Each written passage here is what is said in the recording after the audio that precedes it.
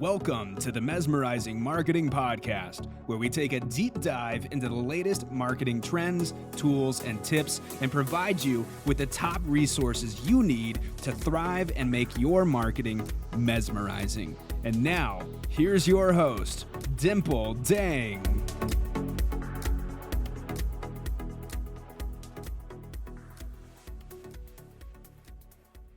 Hello, everyone. I'm here with Renita Hora, and she is a writer. She is an author. She's published 9 books. She's also a great storyteller and executive producer and founder. So welcome, Renita. Tell us a little bit more about yourself and what you do. Dimple, thank you so much for having me on your show today. It's a pleasure to be here. Indeed, I am a writer, executive producer of stories in various ways, shapes, and forms. I write books, I write screenplays, I write audio shows, and have a history of storytelling that has touched all of those and continues to do so. So touched all of those historically and continues to do so today. In the past, I have held jobs as head of marketing at various companies, nonprofits. I've been a journalist for many years, radio primarily, but also print, crossover.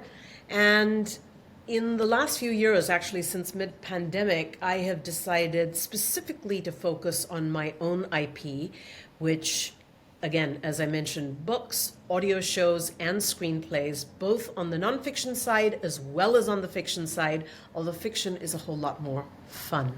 Wonderful, wonderful. And, you know, when it comes to storytelling, right, that's such an important element of writing a book, of telling a story. Every book has a story, right? So do you have a framework for that you like to use, or how did you become such a great storyteller? Okay. How did I become such a great storyteller? I think that is just a work in progress, if I'm to be completely honest. Storytelling is perhaps the oldest legacy that we as humans have. It's our oldest form of communication. It's our whole oldest form of historical recollection and sort of documenting anything, right? Before we had the written word or signs, symbols, or somewhere along the way, it was storytelling in its oral form, being passed down over the ages. So storytelling to me really is the key component of anything, whether it is a marketing process, whether you are building a business, whether you are applying for a job, whether you are trying to develop good, solid, healthy relationships within your family or your extended circle. A lot of it is about storytelling.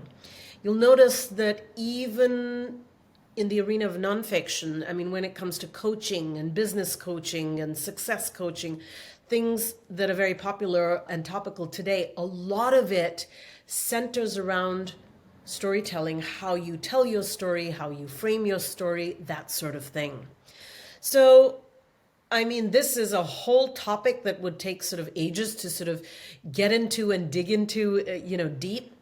But, whether you have 2 minutes, whether you have 2 hours, whether you have 2,000 words or 20 words, 20 might be a little bit short, but still 200 words or 2,000 words or 20,000 words, you've got to bear in mind that a good story has a beginning, middle, and end, right? And the end doesn't necessarily have to be an end sort of giving closure and sort of wrapping everything neatly into a bow, as much as perhaps paving the way for continuation, i.e. another new beginning, right? So in a nutshell, that is sort of the very basic requirement of any good story. Then, of course, you get into it a lot more deeply. There are several, methodologies out there, formats, Save the Cat, The Hero's Journey, etc. Plenty of things that you can find through research and online. And for storytellers, whether you're writers, oral storytellers, business coaches, whatever, entrepreneurs, whatever, your background or might be, or your goals might be, there are different methodologies out there that you can find, and some which you like, that grab you, you prefer more than others. But all of them, the basis is a beginning, middle, end for a very solid story. Does that help? Absolutely. Yeah. Thank you so much. Yes, Renita, thank you so much for sharing that about storytelling. I agree. I mean, every story does have a beginning, middle, and end. And, it's just so important, though. People sometimes forget that storytelling is also powerful, even in sales and even in everyday life and what they do. Because if you can tell stories, people are going to remember stories. But if you're just trying to sell someone on something or sharing information, they're not going to relate to that. They're not going to remember. Stories are something people can relate to and it draws them in. So, tell me a little bit more about your project. I was looking at your website and there's one in there called Operation Mom that I thought was really, really very cute because it's about a story about, fixing up your single mom. And I feel like that's something that is relatable because I'm sure a lot of daughters have tried to do that. I know I've at some point, even put an ad like when I was younger, like I put an ad in like paper. I didn't tell my mom, and then she started getting all these inquiries and she had no idea, and I did that for her, but I didn't tell her until after the fact. So because I was trying to fix her up, right? So tell me about, what inspired you to write that story, and what is the story about for the audience? Absolutely. It's interesting that you asked the question, Dimple, because the story of Operation Mom has become a story in and unto itself. This is a fiction book, or I should say, it started out as a fiction book, purely fiction, about a 17-year-old girl in contemporary Mumbai who wants to get her annoying, obsessive single mom off her back. So she decides to set her up through the dating apps. It's sort of taking that old sort of South Asian trope, if you will, of the mothers setting up the daughters, which is more typically what you would expect in the South Asian culture, and sort of turning it on its head. And it is a YA rom-com, which one reviewer described as more com than rom. I really liked that description, and I'm going with it. And I wrote this book. It's, like I said, young adult crossover, actually, because although my protagonist is a 17-year-old girl, you've also got the mom as a very strong protagonist, and she's sort of in her mid-40s, and so you've got this crazy mother-daughter dynamic about how, there's constant conflict between the two, yet they are the same woman cut from, two women, I should say, cut from the same cloth. So Operation Mom started out as a fiction book. I published it with HarperCollins in India, and also with Gen Z Publishing here in the United States. That was last year. And since then, it has gone on to win 5 awards. 3 grand prizes, mostly in the romance category, but also the Indie Reader Discovery Award and the Chanticleer International Book Awards for satire and young adult, the young adult category. Because there was so much interest in this, I also decided to work with an audio producer on an audio project which will be episodic. This will be based on the original story set in Mumbai. And the plan is to actually produce a narrative fiction podcast in 10 episodes, 10 to 12 episodes, I should say, in English, or actually in Hinglish, sort of Hindi-English combination first, and then hopefully go on to do it in Spanish as well. My podcast production collaborator, knows the Spanish-speaking markets very well. I know nothing about the Spanish-speaking markets, and she's convinced that this is the kind of story that would resonate with those audiences as well. And then going beyond that, because there was all this interest in Operation Mom, I actually developed a screenplay version, which was a little bit different in that the nuggets of the story are essentially the same, but it sets the story here in the US, actually in Hoboken, New Jersey, where there is a sizable South Asian population. And that screenplay went on to win the Santa Barbara International Screenplay Awards and was a runner-up and finalist in the New York International Screenplay Awards, LA International Screenplay Awards, and a few others. And there is now interest sort of filtering in from producers to possibly take it further. Nothing firm yet, but all that information's on my website. And so if anyone's listening and you're interested, let me know.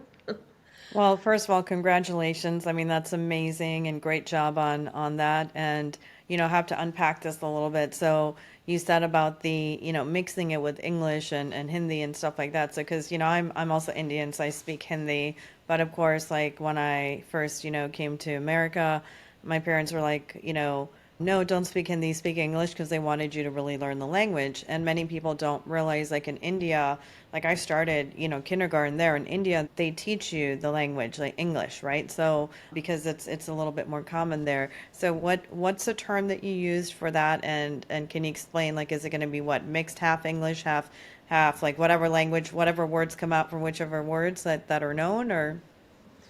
It is a great question, Dimple, and I am thinking through the answer to this every single day because I haven't written the audio script yet. We have said it's going to be Hinglish.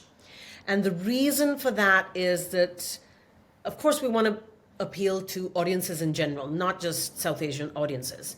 But the South Asian audience in and of itself is a complex animal. And what I mean by that is South Asians in South Asia, India, Pakistan, Bangladesh, they might understand the language colloquially, at least in India, with Hindi, Urdu, India, Pakistan. But outside of South Asia, we have a very, very large diaspora, ethnic South Asians, but they might not be up to snuff with the language. However, there is familiarity, words, sentences, phrases, bits and pieces that they've picked up from Bollywood movies or whatever, right? So the idea is to really write the script in a combo of Hindi, English that is basic and colloquial and international enough to be accepted by Indians locally, as well as the South Asian diaspora worldwide. It's tough. It is tough. Now, the good thing is that the story is set in Mumbai, which in and of itself is a little bit of a melting pot of India. It's not your Shuddha Hindi, true, like, if you grew up in the north, your Hindi was a whole lot better than if you grew up in Bombay. See, I'm even saying Bombay because when I grew up there, that's what we called it, right? That's what it was. Now it's Mumbai. So there are things like this which will be filtered through the script, which is very much evident in the book manuscript if you read the book, that we're going to carry through in the audio script as well. Great, thank you. Love that. So let's talk a little bit about, the technology behind, authoring and all these things. And also, I mean, everyone's talking about AI, so I'm curious to know if you've discovered any AI, tools or apps or anything to, make it easier for your industry, for the things that you do. But maybe you can walk us through even, back when you first launched your first book. If someone's looking to launch a book, what are like some initial steps, or what are some things they should look into? Is there any technology they can use, or even apps nowadays? Apps meaning like AI platforms. Yeah, there's a lot. And as you have rightly said, I mean, this is an increasingly a topic that is being talked about and can be quite contentious. Authors have a lot of opinions as to what's right, what isn't, you should, you shouldn't.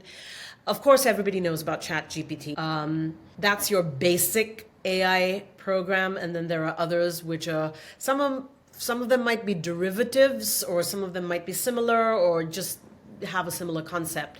There's Sudowrite, there's Google Bard, there is something called Plotter, and I'll talk a little bit more about these. But suffice it to say, none of these existed until very recently. So certainly when I wrote my first book, it was very much, it's you and your laptop, and how do you fill in that blank page? So you start with an outline.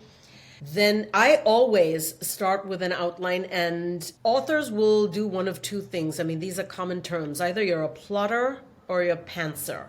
So a plotter is someone who writes an outline and then sort of develops the material based on that outline. I find that sort of to be more systematic and just keeps me on track. Otherwise, but there are other authors, the pantsers, who will just write by the seat of their pants and just write and see where the story goes.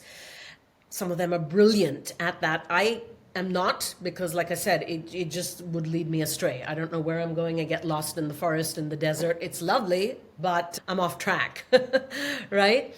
There is a great tool called Plottr, Plottr, I believe it's spelled that way. And this is an AI tool that actually helps you plot your story. And chapter by chapter, according to some of these different methodologies that I mentioned earlier, Save the Cat, Hero's Journey, etc., your sort of outline of choice, if you will, storytelling outline of choice.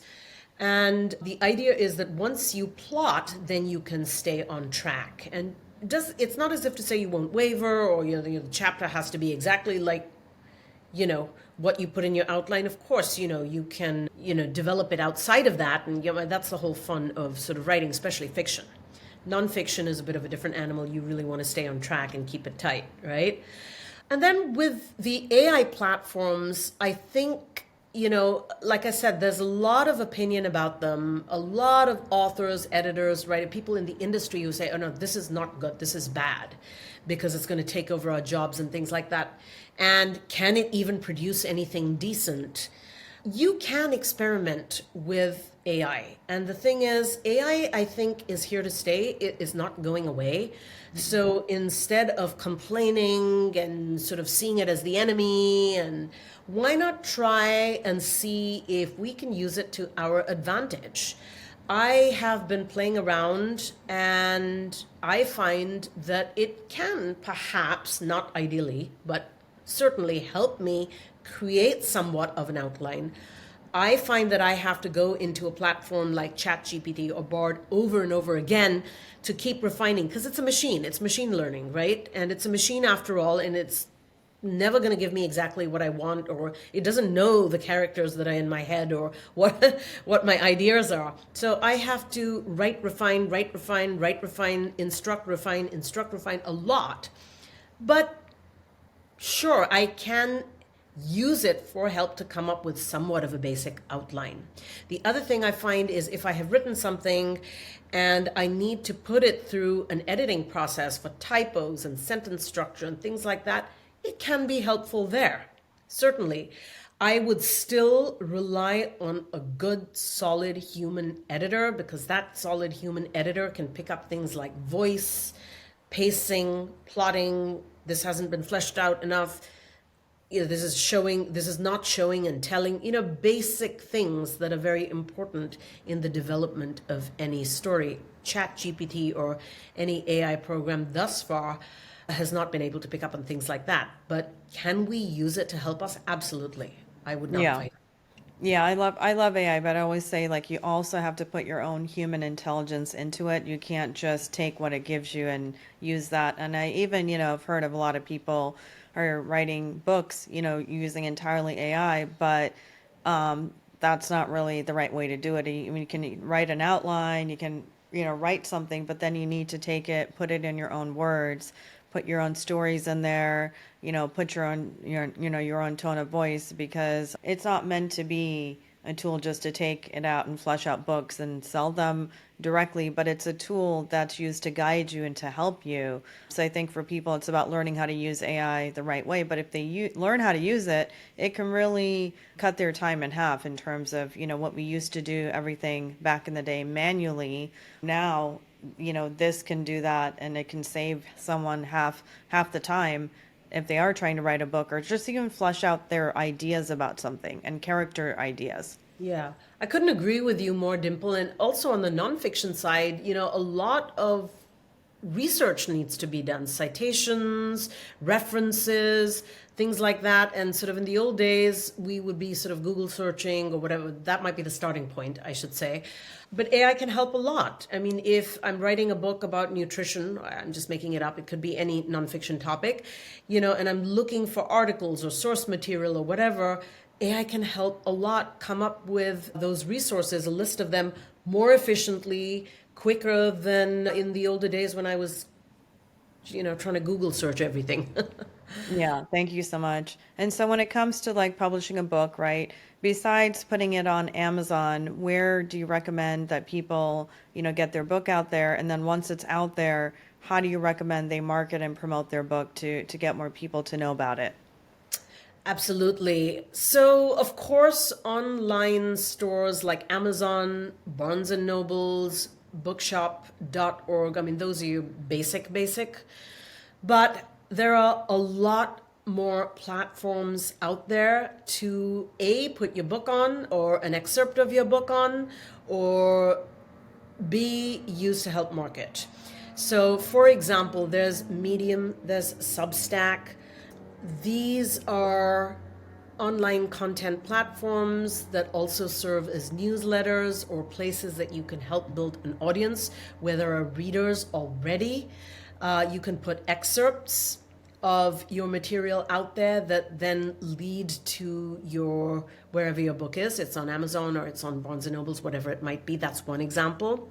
There are other platforms that readers use and authors also have their books at already. For example, Chapter by Episode. Chapter by Episode is a digital platform for genre fiction. Genre fiction means paranormal, mystery, thriller, romance, etc., genre. And the stories are delivered in the style of chat fiction. Now, what is chat fiction, you say? Chat fiction looks like a chat, a text messaging system between Dimple and Renita. So what you see on your phone, it looks like a text between the two of us. Character A, character B, character A, character B. It's not long form text. So your book might be written in long form text. I mean, books usually are, right? But the whole idea behind Chapter by Episode is it's kind of difficult perhaps to read all of that on a phone.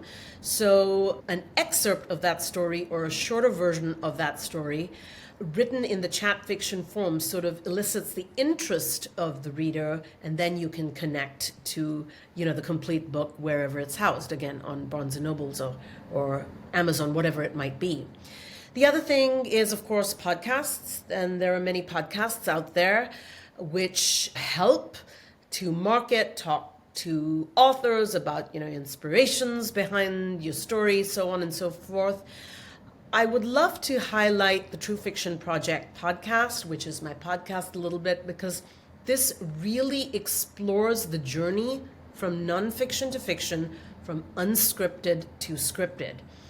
On the fiction side, all of our stories come out of the inspiration of our daily lives. What happens in our real worlds, that is the nonfiction aspect of it, right? The thing is, many writers have, and that everybody knows this term, writer's block. What do I write? What do I write? Especially for newer writers. And you'll find that some of the more seasoned writers or, those who've been writing for a while will almost tend to be dismissive and say, what do you mean writer's block? There's no such thing. Of course, it's easy to say that when you've been at it for so many years. But as a newer writer, I totally see where they're coming from. So the idea behind the True Fiction Project is to really give a platform to writers to develop stories on a shorter basis and put them out in audio form. I invite a guest such as Dimple onto the show because Dimple has a great story, and then we have a Q&A, perhaps similar to this, except the focus really is a story from Dimple's life that we have sort of predetermined, and we're going to talk about that.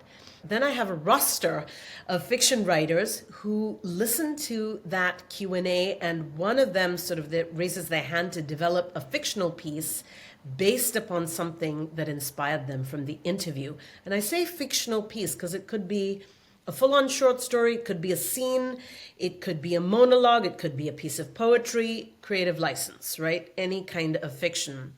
We audioify it, and then the episode pieces together the nonfiction Q&A as well as the audio fiction.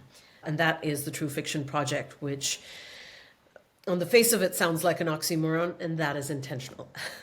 Love it. Love it. Thank you for sharing that. And once you have all these books, right, what do you do with them?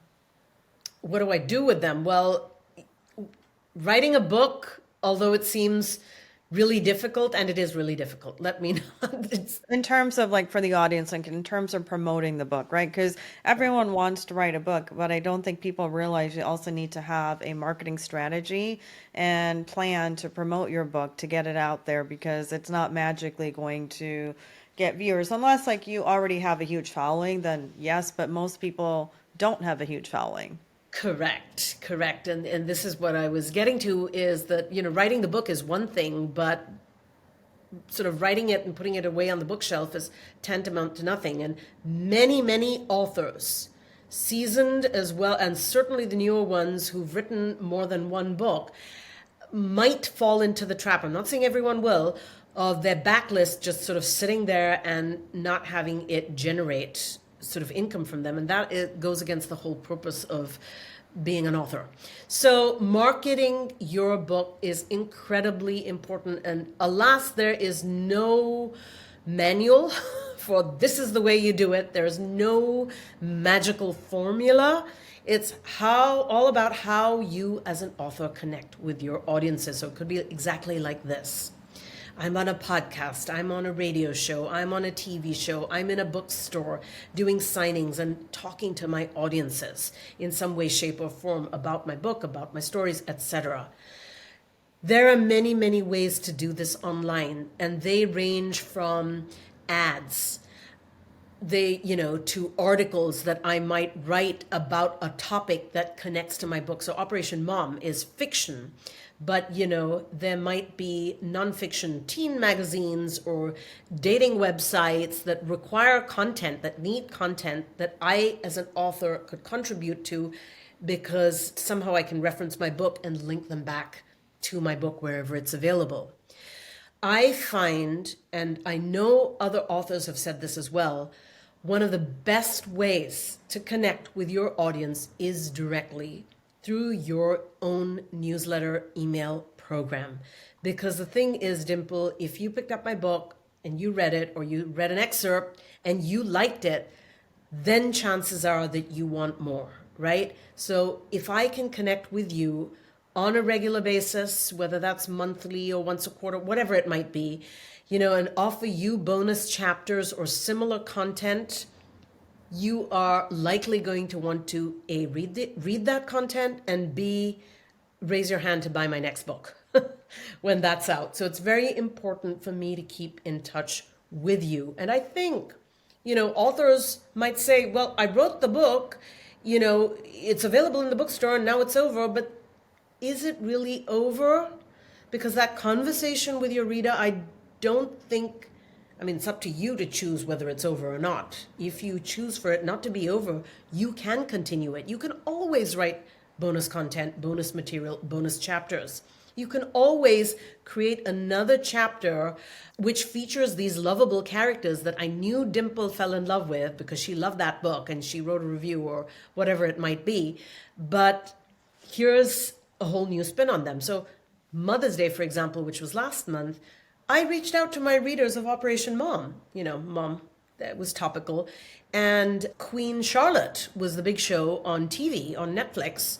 And I actually created a bonus chapter featuring my characters, the mother-daughter character, Vina and Ela, and specifically talking about Queen Charlotte and, having an argument, which they often do, about, why Queen Vina is so much like Queen Charlotte and, she's getting on my case. And so the mother-daughter conflict, which is sort of featured throughout the book in comedy form.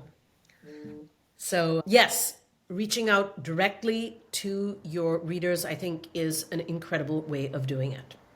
Yeah, thank you so much. And is there anything else you want to share as far as any tips in terms of technology or, in terms of writing a book, and any other projects that you wanted to, discuss before we wind down? In terms of technology, I would strongly advise writers to look at some of the tools that I had mentioned, because I think they can be incredibly helpful. Things like Plotter, things like Sudowrite, things like Bard. This can really help. I'm not going to say, okay, I'm not going to use the words eliminate, but choose my words carefully, but it can help them be more efficient with the editing process, right? Even if I'm going to hire you as an editor, if I can give you a manuscript that is edited as best as possible by myself, then it makes your life easier and it makes my hiring you just way more efficient, right? So I would strongly suggest looking at some of these tools because they can be very helpful. It's whatever you make of them. And I would also like to put out there that there are seasoned writers, editors, and podcast platforms, digital platforms, such as the ones I've mentioned, chapter by episode and the True Fiction Project, that are out there that are looking for good, solid work, stories, and storytellers to contribute. So don't think only in terms of a book. A book is fantastic and fascinating, but can take a long time and can be a very daunting process. I'm not saying you shouldn't aim to write a book, absolutely, but there are other ways of getting your story out there in conjunction with your book or before your book, or certainly after as well. Yeah, I agree. That makes sense, because that shouldn't be the only thing, because people always say they want to write a book. What they don't realize is it is a big project that takes a lot of time. And if they don't have the time, then the book never gets done. But instead, why not do a mini project, or maybe like an ebook or something to start with that's about your niche or your topic, and then build off from there, like grow your email list with that, and then go, forward that way. That's what I would think. Absolutely. I could not agree with you more, Dimple. Wonderful, wonderful. Well, if there's anything I missed that you wanted to let us know that you're working on, go ahead. I am working on a few different things. Most importantly, what's coming out next is season 2 of Shadow Realm, which is my narrative fiction, YA fantasy fiction project. Shadow Realm Part 1 is already out there, and season 2 will drop in the fall. We're going through the editing process right now. It is young adult fantasy. It is quite dark in that season 1 was not as dark, but season 2 is getting darker, and the sound editing process is pretty amazing anyway. So that's something to look out for, as are my upcoming books. I'm working on a historical fiction love story set against the backdrop of the Jallianwala Bagh massacre of 1919. That's something to look out for. That'll probably be out next year sometime. Anyway, all of these projects you can find on my website, www.reenita, which is my name.com, REENITA. It also will lead you to all of my various social media accounts. There are plenty of those, the usual suspects. And films, screenplays, audio projects, books, all of them. So also, in terms of communicating directly with my audiences, I very actively do that. So would love for you to be part of that. The sign up to my newsletter program is on the front page of my website, and I'd love for you to be a part of it. Well, thank you so much. It was a pleasure having you on the show, and I will make sure I link your website in the show notes and also your social media channel so people can connect with you. So thank you so much. Thank you, Dimple. It's been a pleasure to be on your show today. Thank you for listening to the Mesmerizing Marketing Podcast. If you found this episode valuable, please subscribe to the show so you don't ever miss an episode, and also share it with your friends. Dimple would be so grateful if you could take a minute to leave a review and visit the podcast website to check out all the latest episodes at www.mesmerizingmarketingpodcast.com. That's www.mesmerizingmarketingpodcast.com, and follow Dimple on Clubhouse. Her handle is Marketing Expert, and also join her Mesmerizing Marketing Club, also on Clubhouse, for live rooms on top marketing strategies for entrepreneurs and business owners who want to mesmerize their marketing.